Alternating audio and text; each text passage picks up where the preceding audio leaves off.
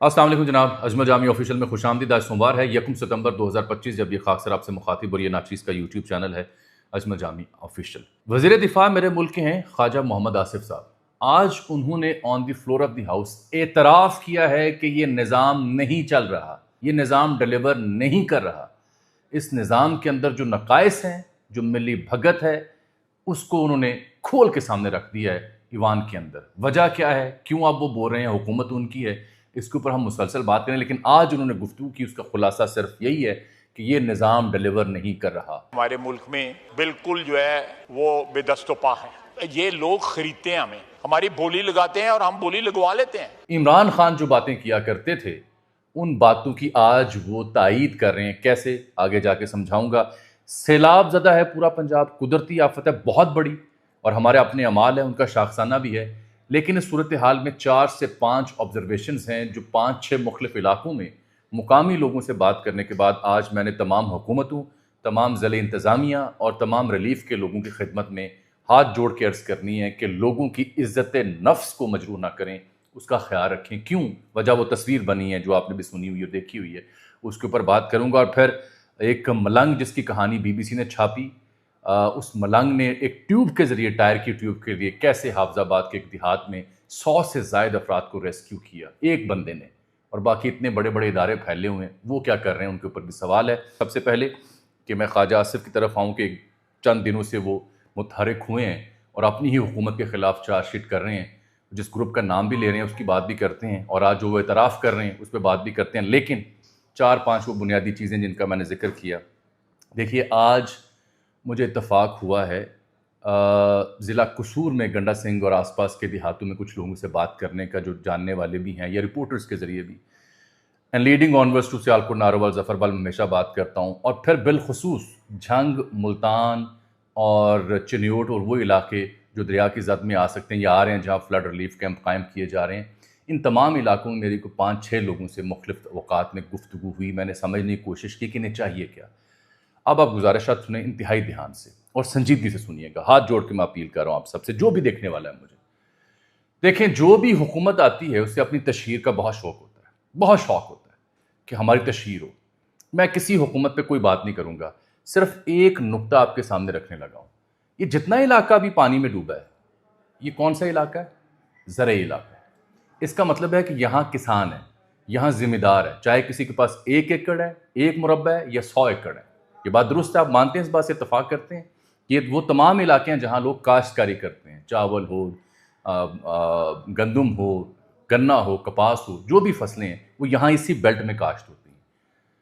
तो ये एक ज़िम्मेदार ज़मीन रखने वाला शख्स, उसकी खुददारी पर इंतहाई संजीदा हमला है जब वो एक प्रिंटेड इमदादी अशिया, इश्तिहारों वाले थैले उठा के अपने घर जाता है। इस खत्ते के लोगों का ये मसला है, उनकी खुददारी के ऊपर सवाल उठ रहे हैं, और ये लोगों ने मुझे बनफ़्से नफीस इत्तला दी है कि इनसे हाथ जोड़ के कहें कि यूं हमें रेडिक्यूल ना करें, क्योंकि इनके लिए अगर ये कोई इमदादी शय लेके जा रहे हैं कैंप से, जो तस्वीर लगी हुई हैं, इश्तिहार उस पर लगे हुए हैं, हत्ता के खाने के डब्बे के ऊपर भी और राशन के ऊपर भी, हर किस्म की इमदादी शय के ऊपर इश्तिहार लगे हुए हैं, जब वो उठा के लेके जाता है अपने इलाके में, तो वो अपने आप को रेडिक्यूल महसूस करता है, उसकी इज़्ज़त नफ्स मजरूह होती है, क्योंकि ये पैसा उसी का है। ये कोई सरकार अपने पल्ले से पैसा नहीं लगा रही उनके ऊपर, ये अवाम का पैसा है जो उनके ऊपर लगाया जा रहा है। तो वो अपनी तौहीन महसूस करता है। चाहे आज उज़्मा बुखारी साहबा की ये वजाहत हो कि इमरान खान साहब के दौर में तो वाशरूमों पर भी इश्तिहार लगते थे। भाई, जिसने भी इश्तिहार लगा के अवाम की तौहीन किया, गलत की है। मैं किसी का आज नाम इसलिए ले रहा कि मैं सिर्फ हाथ जोड़ के अपील कर रहा हूँ। ये लोगों ने मुझे रोते हुए बात की है कि चौधरी लोग भी हैं वहाँ पे, काम करने वाले लोग भी हैं, छोटा ज़िम्मेदार भी है, बड़ा ज़िम्मेदार भी है, उसका मसला ही खुददारी है। वो तो खुद गंदम का उगाता है, वो तो खुद चावल उगाता है, उसके पास तो खुद अनाज है। लेकिन आज जब उसका अनाज, उसका चावल बह गया है, तो उसको जब लेना पड़ रहा है तो उसके ऊपर तशहीर ना करें। ये इज़्ज़त नफ्स पर हमला है। ये है गुजारिश नंबर 1। आगे सुने।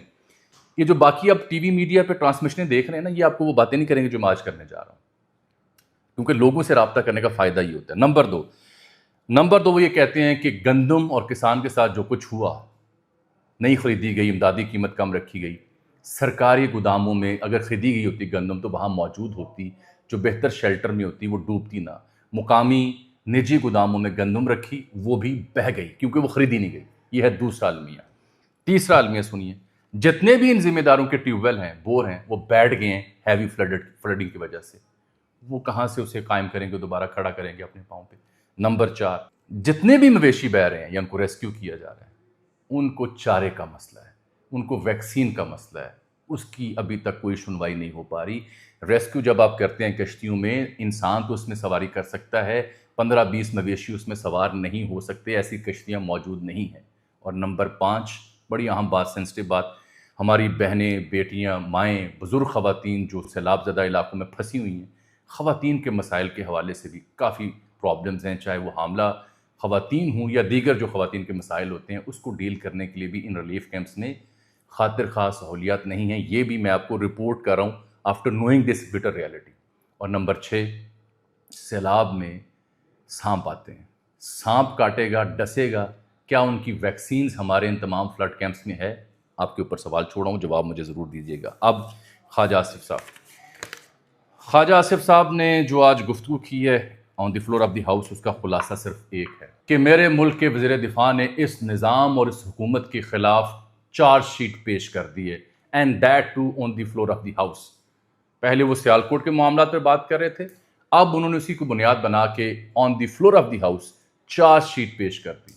یہ ثابت کر دیا عملی طور پر کہ یہ نظام ڈیلیور نہیں کر رہا۔ یہ بتا دیا دلائل کے ساتھ آج خواجہ آصف صاحب نے، چاہے ان کو جتنی بھی تنقید کریں، لیکن اگر حکومت کا ذمہ دار وزیر اور وزیر دفاع یہ باتیں پارلیمان میں کھڑا ہو کے کرے گا، تو میرے نزدیک اس کا ایک ہی مطلب ہے کہ وہ مان رہے ہیں کہ یہ حکومت ناکام ہے، یہ سسٹم ناکام ہے، یہ ڈیلیور نہیں کر رہا۔ اسی لیے انہوں نے کہا کہ جی طاقتور اور مؤثر بلدیاتی اداروں کو بحال کیا جائے۔ یہ اعتراف ہے نا، اس کا مطلب ہے کہ موجودہ سیٹ اپ ڈیلیور نہیں کر رہا، اس لیے وہ بلدیاتی اداروں کی جانب جا رہے ہیں اور کہہ رہے ہیں عامر کے دور میں بلدیاتی انتخابات ہوئے، ہم نے نہیں ہونے دیے سیاستدانوں نے۔ یہ سیاستدانوں کے خلاف انہوں نے چارج شیٹ پیش کی اور یہ بتایا کہ یہ نظام ڈیلیور نہیں کر رہا۔ بار بار میں جملہ آج رپیٹ کروں گا۔ پھر انہوں نے کہا ہے کہ جی جو یہ ہم سیاستدان جو ہیں ان کے بارے میں ایک جملہ انہوں نے بولا، وہ سنیں۔ وہ کہتے ہیں کہ یہ لوگ ہمیں خریدتے ہیں، ٹھیکیدار، اور ہماری بولی لگائی جاتی ہے، ہم بک جاتے ہیں۔ ایک واردات میرے ساتھ بھی ڈالنے کی کوشش کی گئی جب میں وزیر پانی و توانائی تھا، اور یہ بات کریں ZKB گروپ کی، وہی گروپ جس کا ہم ذکر کریں، ظاہر خان اینڈ برادرز، حاجی ظاہر خان خلجی، اس کا ذکر میں نے کل کیا تفصیل کے ساتھ۔ ان کے ایک بھائی ہیں احمد خان خلجی، وہ دوسری بار سینیٹر منتخب ہوئے ہیں۔ خواجہ صاحب نے کہا ہے کہ یہ جو گروپ ہے، اس گروپ کے بارے میں پتہ کریں 25-30 سال پہلے یہ کہاں سے آئے تھے۔ ان کا اشارہ ہے کہ شاید یہاں سے نہیں، کسی ہمسایہ ملک سے شاید آئے ہوں، اور وہ کہہ رہے ہیں کہ ان کا تعلق کس سیاسی جماعت سے ہے، کیا ان کی کوئی سیاسی جدوجہد ہے، کیا یہ مقبول لوگ ہیں، اور یہ اپر ہاؤس میں کیسے بیٹھے ہیں ہم سب جانتے ہیں۔ اس کا مطلب ہے خواجہ صاحب کہہ رہے ہیں ہم سب چور ہیں، اور کیا کہہ رہے ہیں؟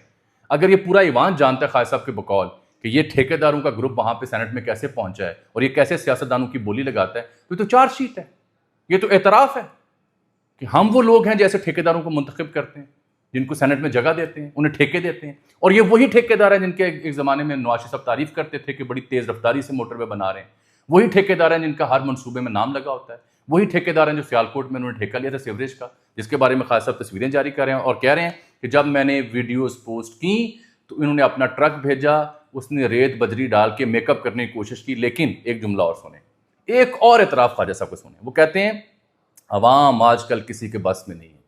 شکر ہے کہ نون لیگ کو اور خواجہ صاحب کو یہ بات سمجھ آئی۔ کیوں؟ کیونکہ جب خواجہ صاحب نے تنقید کی کہ خادم علی روڈ پہ سیوریج گٹر بیٹھ گیا ہے اور اگلے دن ZKB کا ٹرک آ گیا، جو تصویریں بھی آپ نے دیکھ چکی ہیں سوشل میڈیا پہ، تو انہوں نے کہا یہ میک اپ ہے، اس سے کام نہیں چلے گا۔ تو وہ کہہ رہے ہیں کہ عوام آج کل کسی کے بس میں نہیں، ان کو سب پتہ ہے۔ یہ ZKB کو بنیاد بنا کے انہوں نے یہ اعتراف کیا ہے کہ ہم لوگ ایسے لوگوں کو ٹھیکے دیتے ہیں، ہم لوگ ایسے لوگوں کو ایوانوں میں لے کے جاتے ہیں، ہم لوگ ہیں جن کے ہاتھوں بک جاتے ہیں، ہم لوگ ہیں جن کی بولی لگائی جاتی ہے۔ یہ دوسرا اعتراف ہے۔ تیسری بات، اسی میں تیسری بات بڑی اہم انہوں نے کی، وہ یہ کہتے ہیں خواجہ صاحب کہ ZKB کے حوالے سے فروری 2022 میں DC سیالکوٹ نے چیف سیکرٹری کو خط لکھا تھا کہ یہ ایک معاملہ ہے، یہ گڑبڑ ہے، لیکن کچھ نہ ہو سکا۔ حکومت آپ کی تھی تب بھی، اب بھی آپ کی حکومت ہے۔ اگر آپ اس ٹھیکیدار کا احتساب نہیں کر سکتے، اگر آپ اس کے سامنے بے بس ہیں فلور میں گفتگو کرنے کے بعد، تو خواجہ صاحب میرا مشورہ ہے استعفیٰ دیں ایسی وزارت سے۔ احتجاجاً علیحدہ ہوں کہ اگر حکومت اس کے خلاف کارروائی نہ کی، احتجاجاً علیحدہ ہوں، عوام کے پاس جائیں واپس۔ کیوں نہیں کرتے؟ وزارت بھی آپ کے پاس، حکومت بھی آپ کے پاس، آپ صرف بندے کا نام لے رہے ہیں جو لیتے بھی نہیں تھے. ایک پروگرام میں ایک صحافی نے سوال کیا تو آپ نے نام لیا. اب آپ جب اس کے اوپر اتنی بڑی چارج شیٹ پیش کر رہے ہیں اور یہ نظام کے اوپر ہے تو پھر آپ کے اوپر واجب ہے کہ اس کو منطقی انجام تک پہنچائیں، ورنہ اس وزارت پہ لعنت بھیجیں. آپ نے بڑی وزارتیں دیکھ رکھی ہیں، بہت وزارتیں آپ نے دیکھ رکھی ہیں. پھر ایک اور بات انہوں نے کی، انہوں نے کہا جب یہ پولیٹیکل ایلیٹ کا یہ حال ہے ہمارا کہ ہم ایسے لوگوں کو ٹھیکہ دار منتخب کرتے ہیں، سینڈ میں لے کے جاتے ہیں، تو عام عوام کا کیا حال ہوگا کہ ہمارے اندر اتنی چوری ہے، 2 نمبری ہے کہ ہم ان کے بھاؤ میں آ جاتے ہیں، تو عام عوام کا کیا حال ہوگا. ہم پہ ٹرسٹ نہیں ہے عوام کو. یہ بات آج انہوں نے اعتراف کر لی ہے کہ ہم پہ ٹرسٹ نہیں ہے. کیا سوچیں گے لوگ سیالکوٹ کے کہ زیڈ کے بی کو ٹھیکہ کس نے دیا، زیڈ کے بی کو سینٹ میں کون لے کے آیا، زیڈ کے بی ہے کیا سوچیں گے عوام. پہلے ہی جو ساکھ ہے انتخابات کی وہ مجروح ہے. ایک بڑی دلچسپ بات آپ سے اور کرتا ہوں، معذرت چاہتا ہوں، دل بڑا دکھی ہے. وہ یہ کہ جب قائد صاحب نے یہ بات کرنا شروع کی نا کہ جی ڈکٹیٹر کے دور میں تو ڈیم بن جاتے ہیں کیونکہ وہ قومی اتفاق رائے بنا لیتا ہے، ہماری چونکہ دکانداری ہوتی ہے سیاستدانوں کی تو ہم نہیں بننے دیتے. یہ ایک اور اعتراف ہے. آج کی تقریر میں ایک نہیں، 2 نہیں، شاید 4-5 بڑے سنگین اعتراف کیے انہوں نے کہ ہم سیاستدان عوام کے لیے ڈیم نہیں بنا سکتے، نہ اتفاق رائے قائم کر سکتے ہیں. اور ساتھ ایک اور جملہ کہا انہوں نے، بنائے نا چھوٹے چھوٹے ڈیم، چھوٹے چھوٹے سینکڑوں ڈیم بنائے. اب یہ ڈیم چھوٹے چھوٹے بنانے کا آئیڈیا کس کا تھا؟ پھر میرے نون لیگ کے دوست مجھ سے بڑے خفا ہوتے ہیں. یہ عمران خان جب کہتا تھا چھوٹے ڈیم بنانے 350، آپ اس کا مذاق اڑاتے تھے. آج آپ خواجہ آصف صاحب کھڑے ہو کہہ رہے ہیں کہ ہاں جی ڈیم بنائے نا چھوٹے چھوٹے. تو یار یہ آپ لوگوں نے بنانے ہیں. جب وہ بات کرتا تھا آپ لان تان کرتے تھے، آج آپ بات کر رہے ہیں تو آج ہم آپ کو کیا کہیں. پھر قائد صاحب نے آخر میں بات کی کہ یہ ہمارے اعمال کا بوجھ ہے، یہ اللہ پہ نہ ڈالیں. یہ بالکل ٹھیک بات ہے. بارش آتی ہے دریاؤں میں کیوں انکروچمنٹ ہونے دی. آج وہ بتا رہے تھے سوسائٹیاں بنی ہیں، فیکٹریاں بنی ہیں اور ہم سب اس کے ذمہ دار ہیں، سوات سے شروع ہو جائیں سیالکوٹ تک چلے. آج سارا کچھ بتا رہے تھے. کن کے دور میں یہ انکروچمنٹ ہوتی رہی؟ آپ نے تب آنکھیں بند کی ہوئی تھیں. کون سی حکومتیں جن کے دور میں این او سیز ملے دریا کناروں پہ آبادیاں بنانے کے، فیکٹریاں بنانے کے؟ یہ کوئی ڈھکی چھپی بات ہے؟ 1 سیکنڈ کا کام ہے، آپ کو پتہ چل جائے گا. کریں نا کاروائی. نہیں کرتے تو حکومت پہ لعنت بھیجیں، چھوڑ دیں اس حکومت کو.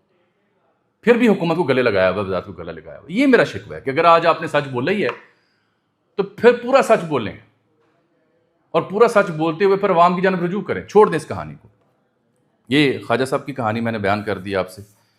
تیسری بات آپ کو اچھی بھی آپ کو سناتا ہوں، وہ یہ ہے کہ جہاں پہ یہ بے بسی ہے ہماری اس نظام کے سامنے، وہیں کچھ ایسے لوگ بھی ہیں جن کو نہ روپے چاہیے، نہ ٹھیکہ چاہیے، نہ وزارت چاہیے. وہ عوام کی خدمت کر رہے ہیں. اور جو لوگ میں دیکھ رہا تانے مار رہے ہیں بزرگان دین کو، ملنگوں کو، صوفیہ کو، ان کی خدمت میں ایک ملنگ کی کہانی پیش کرتے ہیں کہ ایک ملنگ ہے جس کا نام ہے عابد حسین ملنگ. گجرانوالہ سے تعلق ہے، وزیر آباد سے، لیکن خانپور حافظ آباد کے قریب ایک گاؤں ہے بالے کی نو، وہاں اس کی عزیزداری ہے. تو یہ وہاں پہنچا ہوا تھا اور 2 بھائی تھے جو ٹالی کے درخت کے ساتھ چمٹے ہوئے تھے. اس نے انہیں بھی ریسکیو کیا اور ٹیوب نہیں ہوتی ٹائر والی ٹیوب، بڑی گاڑی کی کہہ لیں، ٹریکٹر کی کہہ لیں، اس کے ذریعے اس نے کم از کم 50 سال اس کی عمر ہے، کم از کم اس ملنگ نے 100 بندہ ریسکیو کیا. کم از کم 100. اور میں نہیں کہہ رہا، یہ ہمارے دوست ہیں زبیر خان، بی بی سی کے لیے انہوں نے سٹوری کی ہے. آگے انہوں نے کوٹ کیا ریسکیو آفیسر جو حافظ آباد کا جس کا نام ہے محمد زمان، اس نے اعتراف کیا کہ ہاں اس بندے نے 100 بندہ ریسکیو کیا. اور وہ خود کو ملنگ کہلوانا پسند کرتا. آپ کو پتہ ہے یہ بندہ کون ہے؟ یہ بندہ جب مجالس ہوتی ہیں محرم الحرام کی تو یہ پانی پلاتا ہے مجالسی لوگوں کو، مجلس والے لوگوں کو، عوام کو، ان کی خدمت کرتا ہے. مشکیزیں اٹھائے ہوتے ہیں، پانی پلاتا ہے. تو یہ ملنگ ہی کام آتے ہیں at the end of day. ان حکومتوں پہ آپ رہیں گے تو ان کے تو آج پوسٹ مارٹم یہ اپنا ایک دوسرے کی کرتوتیں کھو رہے ہیں وہاں پہ ایوان کے اندر. تو یہ ایک اللہ والا تھا، اس کو خیال آیا. اللہ نے یہ کبھی نہیں کہا کہ ملنگ یا کوئی بابا پھوکے مارے گا تو سیلاب اتر جائے گا. اللہ نے یہ بھی لکھا ہوا ہے کہ لیس الانسان الا ما سعی، کوشش کریں. تو ملنگ نے کوشش کی، اللہ نے اس کی مدد کی. اتنی سی کہانی ہے. اس نے 100 بندہ ریسکیو کیا ہے. اب وہ کیا کہتا ہے، ایک وڈیرے نے اسے پھر کوئی 1000 روپیہ دیا. اس نے کہا یہ 1000 روپے میرے لیے نا ایک جو سرکاری انعامات کروڑوں کے ہوتے ہیں ان سے بہت بہتر ہے. یہ ہے اصل ملنگی پنا. ایسے لوگوں کو داد دیں، یہ ہمارے قومی ہیرو ہیں. انہیں سر کا تاج بنائیں. اللہ ان سب کو اپنے حفظ و امان میں رکھے. مجھے اجازت دیجیے. اللہ حافظ.